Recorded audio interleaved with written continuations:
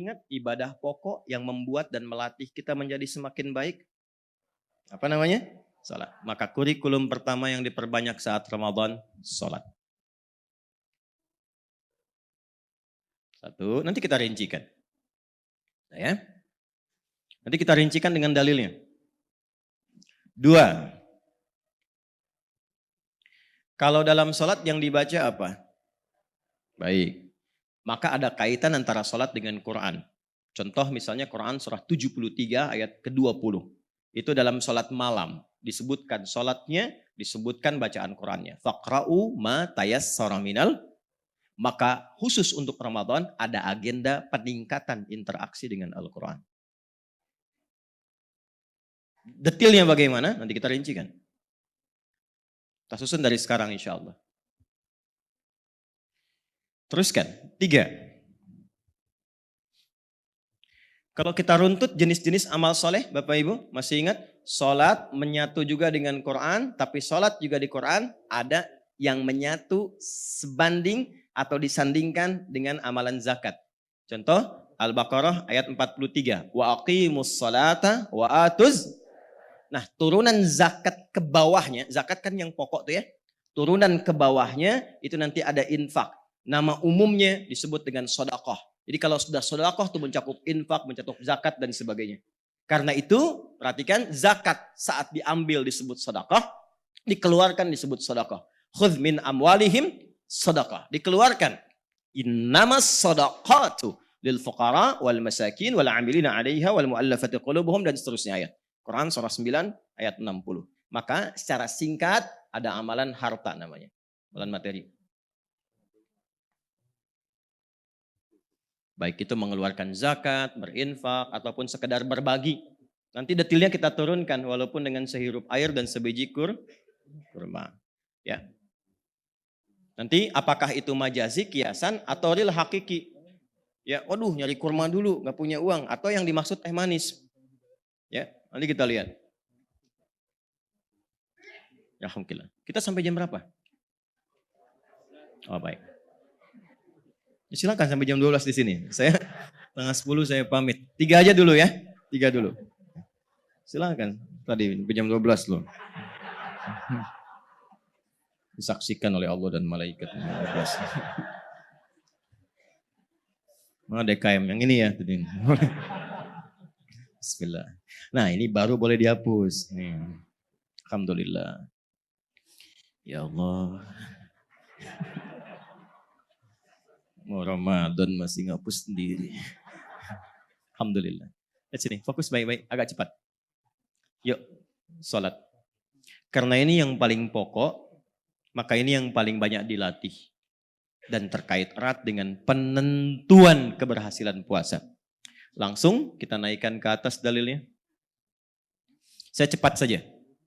Man qama Ramadana imanan wahtisaban ghufira lahu ma taqaddama min dzambi. Rawahul Bukhari. Perhatikan baik-baik. Ini hadis ini viral. Di kalangan para ahli hadis sudah banyak yang like, share, bahkan komen dengan syarah. Kita tinggal subscribe. Di hampir semua kitab hadis bab puasa ada hadis ini. Dan memberikan kesan pentingnya amalan sholat saat Ramadan. Saking pentingnya, amalan sholat yang ditunaikan dalam Ramadan itu senafas dengan hadirnya ampunan dari Allah atas semua dosa. Jadi kalau kita bisa menunaikan sholat, khusus di Ramadan ya, bukan di luar Ramadan. Khusus di Ramadan. Salat khusus di Ramadan. Jadi ada bagian nanti amalan dalam Ramadan. Saat kita menunaikan salat di amalan waktu itu saja, bukan selainnya. Maka berpotensi mendatangkan ampunan Allah dari semua dosa yang pernah dikerjakan. Karena bahasa hadisnya, ghufira lahu ma. Ma itu mencakup semua tanpa kecuali. Semua apapun itu. Kalau benar salatnya. Dan nanti yang paling menarik, ada rangkaian sampai doanya. Sampai kalau baru salam, jeda sebentar, doanya langsung dibimbing Nabi. Dan ijazahnya langsung diterima dari istri Nabi SAW, Sayyidah Aisyah. Bila benar bacaan itu dibacakan, dengan bagian getaran hatinya yang terdalam, itu semua dosa yang pernah dilakukan diampuni oleh Allah.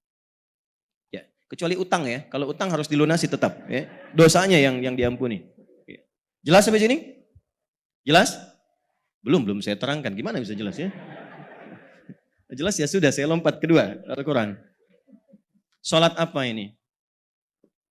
Dulu. Yang dimaksud sholat apa?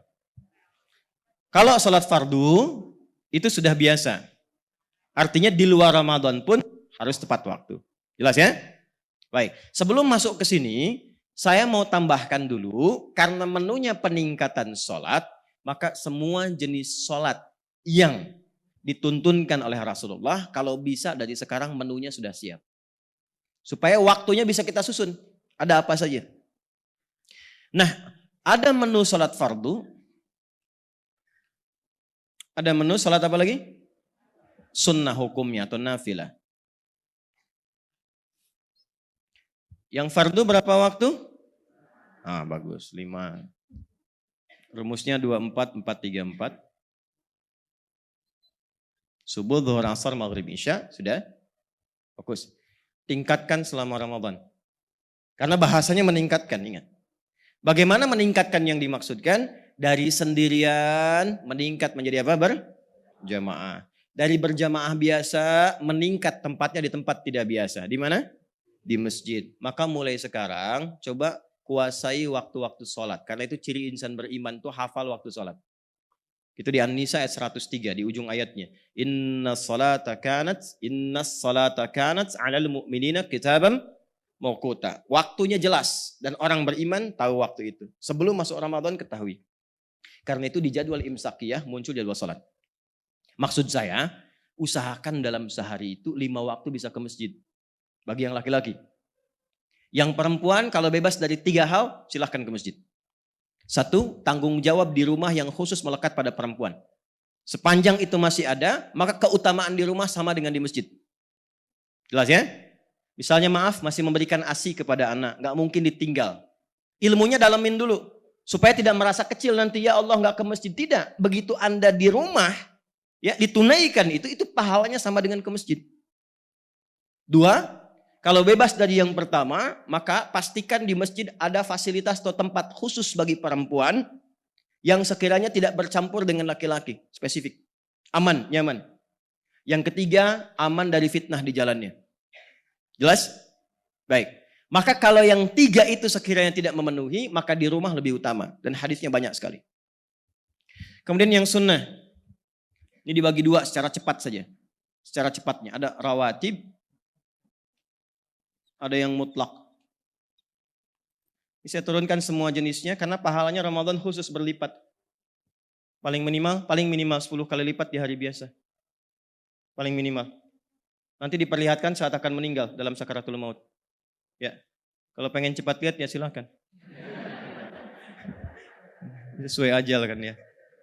Nanti kalau ngaji Al-Bukhari hadisnya nanti kita turunkan. Ya, kalau santri kami ngaji itu di awal-awal supaya bisa menyampaikan lagi. Teruskan. Jadi status berjamaah naik 10 kali lipat. Sunnah juga demikian. Sedikitnya. Yang rawatib itu ada 12. Ya, saya langsung bacakan hadisnya saja. Man shalla 12 rak'atan. Man shalla 12 rak'atan fi yaumin wa lailatin. Siapa yang konsisten menunaikan salat 12 rakaat yang mengiringi salat fardunya siang dan malam. Arba'an qabla dhuhri. 4 sebelum zuhur. 4 rakaat sebelum zuhur. Teknisnya bisa 2, bisa 4 sekaligus. Jelas? Kemudian raka'ataini ba'daha, 2 rakaat setelah zuhur. 4 tambah 2 berapa? 6. Lalu selanjutnya, raka'ataini ba'dal maghrib, 2 rakaat setelah maghrib. 8. Raka'ataini ba'dal isya, 2 rakaat setelah isya. 10. Raka'ataini qabla subhi, 2 rakaat sebelum subuh. 12. Sudah? Bunya lahu bihinna baitun fil jannah. Yang selama hidupnya sampai sebelum meninggal konsisten dia mendawamkan itu, Allah akan hadiahkan 1 istana di pinggiran surga untuknya. Ya. Kok di pinggir Ustaz? Ya terima aja dulu, alhamdulillah itu dapat istana. Terima dulu. Gak usah banyak tanya, kerjain aja dulu gitu ya. Nah itu semua sahabat yang menerima riwayat itu semua yang menerima, maka mengatakan sejak saya mendengar informasi itu, saya bertekad sampai akhir hidup akan mendawamkan itu. Menjaga maksudnya. Baik, jadi berapa jumlahnya? 12, oke. Kalau yang zuhurnya singkat, karena di kantor misalnya waktunya cepat, tak punya waktu lama, maka boleh pakai rumusnya hadis Ibnu Umar, jadi 2. Hafidtu an Rasulillah sallallahu alaihi wasallam 10 rakaat. Saya hafal dari Nabi tentang salat sunnah berjumlah 10 rakaat. Yaitu yang 4 sebelum zuhur itu bisa 2. Kalau sekiranya waktunya nggak memungkinkan. Maka orang yang terbiasa 4 dalam kondisi tertentu jadi 2, tetap dihitung pahalanya 4. Ya, jelas ya? Baik. Teruskan. Apa hadis dalil yang tadi? Idza maridal 'abdu aw safar kutiba lahu mithla ma kana 'alaihi muqiman sahiha. Itu hadisnya. Jika ada seseorang itu punya uzur atau dalam safar dan tidak memungkinkan mengerjakan amalan biasa yang ia rutinkan, maka pahalanya tetap dituliskan sempurna. Antum ada yang ta'lim kan enggak semua dari sini kan? Mungkin ada yang safar dari jauh kan? Baik, begitu dia safar ke sini mau pulang, dia jamak qashar. Zuhur dengan asar. Karena qashar 4 jadi 2 kan? Asar 4 jadi 2. Dijamakkan, disatukan, ditakdim. Tunaikan di zuhur 2, 2. Itu walaupun ditunaikan 2 pahalanya 4. Ya. Jelas? Dan tidak harus menunaikan sholat sunnah lagi. Jangan terlampau soleh. Yang fardu aja dikosor kan 2. Paham nggak? Yang wajib aja kan dikosor. Jadi jangan terlampau soleh. Maksudnya begini, kalau Anda terbiasa sholat sunnah dan waktu itu nggak sempat, itu pahala sunnahnya pun dituliskan. Nggak pakai tuliskan. Ini cara ngajinya begitu. Nah, sekarang khusus untuk perempuan. Laki-laki nggak usah ikutan.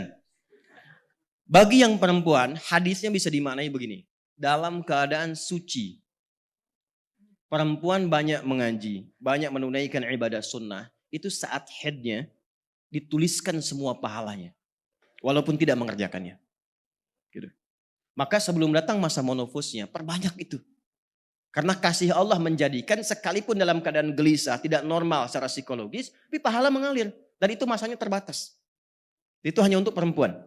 Nanti yang laki-laki kalau pas pengajian bapak-bapak saya sampaikan ya, yang khusus. Ini motivasi dulu. Yang mutlak apa saja?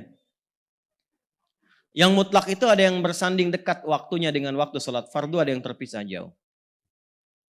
Yang agak dekat, syuruk. Syuruk itu masih rangkaian dalam salat duha. Jadi duha itu ada 3 waktu. Awal waktu, pertengahan waktu, akhir waktu. Akhir waktu menjelang zuhur. Paling gampang awal waktu, ya itu disebut dengan syuruk. Naiknya mataharinya disebut dengan isyraq. Pas di posisinya disebut dengan masyrik. Lewat dengan gambaran satu tombak bayangan yang sama ya tingginya ya dari bayangannya itu masuk kategori syuruk awal namanya. Di waktu fajar, syuruk awal. Perhatikan baik-baik, fokus. Ini syuruk ini adalah nama lain dari awal waktu duha. Jelas? Kalau dikonversi paling gampangnya 1 jam setelah waktu subuh lah. Paling gampangnya begitu. Ya, paling cepatnya. Jadi kalau sekarang misalnya 4.35 ya kurang lebih misalnya 5.40 itu udah masuk ke syuruk. Jelas? Ambil 1 jam lah. Kalau mau misalnya mau sedikit dinaikkan, boleh tambahkan 15 menit lagi atau 30 menit. Apa hadisnya keutamaannya? Man shallal ghadata fil jama'ati thumma yaq'udu yadhkurullaha thumma yusalli rak'ataini. Siapa yang menunaikan salat berjamaah, salat subuh, jamaah syaratnya. Kenapa disebutkan jamaah? Punya 2 arti. 1, menekankan ke masjid bagi yang laki-laki. Yang kedua, bagi yang punya uzur tak mampu ke masjid seperti perempuan atau yang lain yang misalnya laki-laki, ada uzur yang syar'i, yang terbiasa tapi tak mampu minimal jamaah. Lalu dia duduk setelah itu berzikir. Ya, zikir itu banyak, sambil baca Quran itu zikir. Quran disebut zikir. Quran surah 15 ayat ke-9. Inna nahnu nazzalna dzikra. Sambil kalimat thayyibah, subhanallah, alhamdulillah, zikir pagi dibaca dan seterusnya sampai muncul syuruk. Itu zikir. Quran surah 4 ayat 103. Fa idza qadaitumus salata fadhkurullah. Ya. Atau apalagi berdoa, perbanyak doa, itu zikir. Quran surah ke-7 ayat 205. atau ikut kajian. Itu zikir. Ya, termasuk bagian dari zikir umum. Quran surah ke-3 ayat 191. Alladzina yadhkurunallaha qiyaman wa qu'udan. Ya, wa ala junubihim. Itu kalau dikerjakan sampai tiba waktu syuruk, salatnya 2 rakaat. Fakana alaihi ka ajri hajjin wa umratin. Maka dia dapat pahala senilai haji dan umrah. Sempurna, sempurna, sempurna. Jenis pahalanya. Ramadan ditunaikan 2 kali lipat. Duha, pertengahan. Bisa sampai 4 rakaat. Ini yang pengganti zikir seluruh tubuh. Dan ini yang mempercepat hadirnya rizki terbaik dari Allah. Duha pertengahan. Kalau sekarang dikonversi sekitar 7:30 lah. Ya, sampai jam 10-an kurang lebih.